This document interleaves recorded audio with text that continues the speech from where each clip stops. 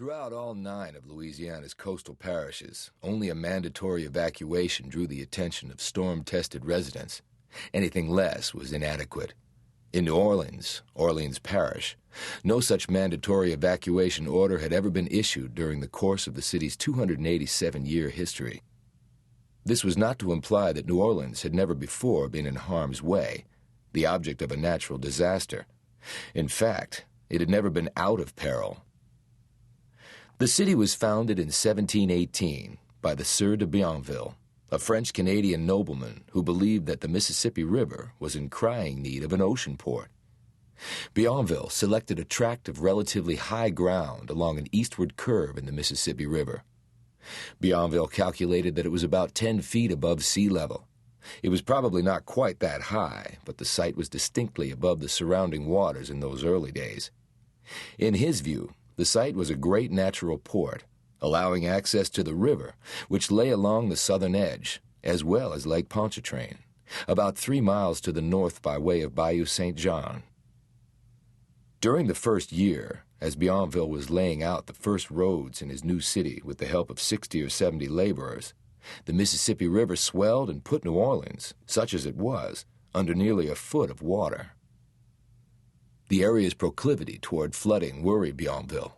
He immediately started work on the city's first levees, earthen berms that would protect the land from floodwater. On September 23rd and 24th, 1722, the so-called Great Hurricane slammed into New Orleans, bringing with it an 8 to 10-foot storm surge.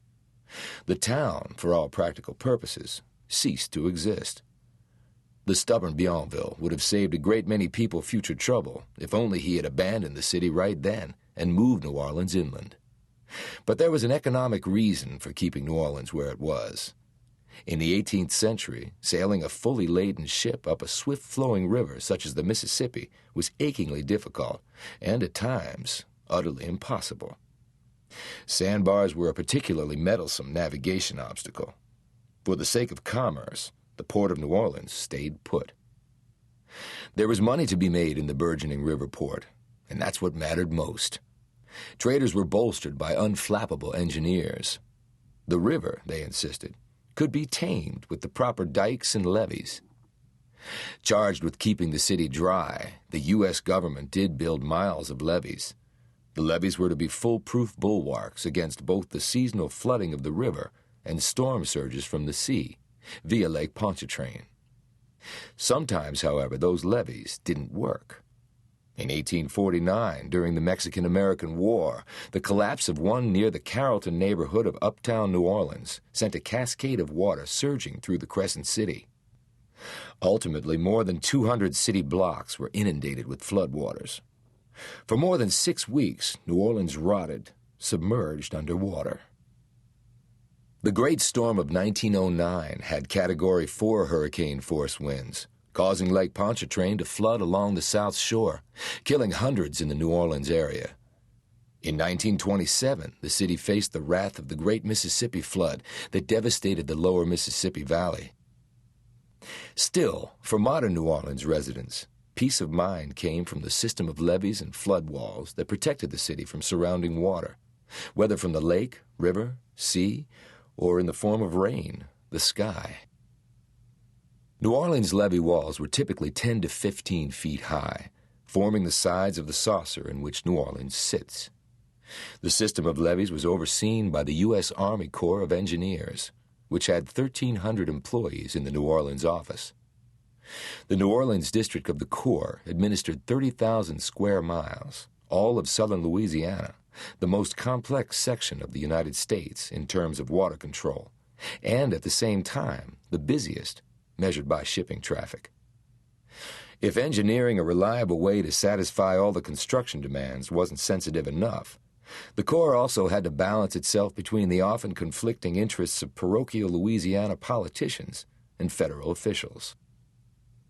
What the national government ordered and what the locals insisted upon were nearly always different. The Corps itself was pushed and pulled just as much as any of the rivers or bayous that it oversaw.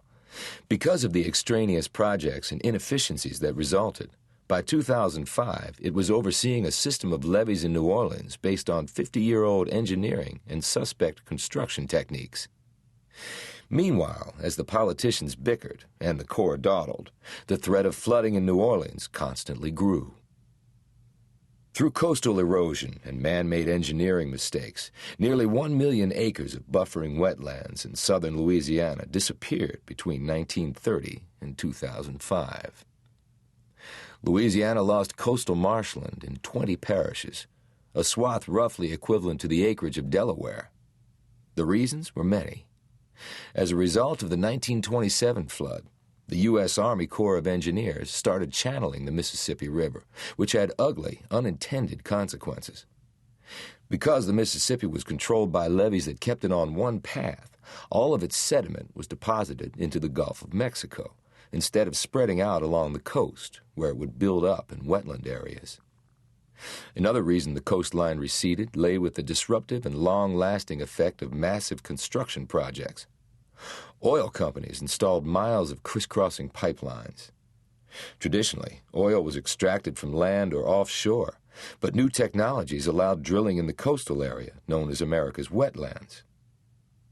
Meanwhile, the government, under pressure from shipping interests, dredged channels, including the granddaddy of them all, the Gulf Intracoastal Waterway. Along some stretches, the intracoastal route followed natural waterways, but in the New Orleans section it was man-made, a cement-sided canal cut into the soft marshland. Blocking the natural ebb and flow of the water, the intracoastal and other channels weakened the delicate ecology of the wetlands. Ongoing maintenance caused further damage. Together, industrial factors contributed to as much as 40% of Louisiana's total land loss. Over the decades, groups including the Sierra Club, Audubon Society, National Wetlands Research Center, and the organization America's Wetlands tried to sound alarms. Scientists believe that miles of coastal wetlands could reduce hurricane storm surges by over 3 or 4 feet. The historical record shows that Louisianans, like Senator John Breaux, and certain responsible corporations, like Royal Dutch Shell, did care, but alas, not enough. Louisiana's ecosystem was dying, weakening every year with no miracle remedy in sight. Starting in the 1950s, millions of barrels of oil and trillions of cubic feet of natural gas were tapped from the Gulf of Mexico. Wetlands were lucrative. Pork barrel projects for the oil gas industry and Port of New Orleans always won the cash prizes, Louisiana Sierra Club Representative Darrell Malik complained in late 2005. The city of New Orleans desperately needed the levees and flood walls provided by the U.S. Army Corps of Engineers. According to research scientists at the University of New Orleans, the city had been sinking at the rate of 3 feet per century, due in part to the destruction of barrier islands and coastal wetlands. In addition, the ongoing effort to keep the city free of excess rainwater through the use of massive pumps had weakened the underlying geology, accelerating the process engineers call subsidence. Basically, subsidence was the sinking effect that had taken hold of coastal Louisiana through a number of contributing factors, both natural, invasive flora-eating insect species, shifting subsurface faults, and man-made, dredging, canal digging, polluting. The net result was that instead of being slightly above sea level, as in Founder Bienville's day, New Orleans had sunk to an average of 6 feet below the waterline, and as much as 11 feet in some parts of the 9th Ward and Lakeview. In New Orleans East, the elevation was 8 feet below sea level. The real threat to New Orleans came from Lake Pontchartrain, north of the city, and from the primordial swamps that bordered it on the east and the west. Remarkably, the Mississippi wasn't much of a concern because the U.S. Army Corps of Engineers had built high-quality, sturdy levees along the river. The levees along the lake, however, were known to be more unstable. You could tell that by just looking at them. In geographical terms, New Orleans was, and is, no more stable than a delicate saucer floating in a bowl of water. Any turbulence in the surrounding water is bound to flood the saucer.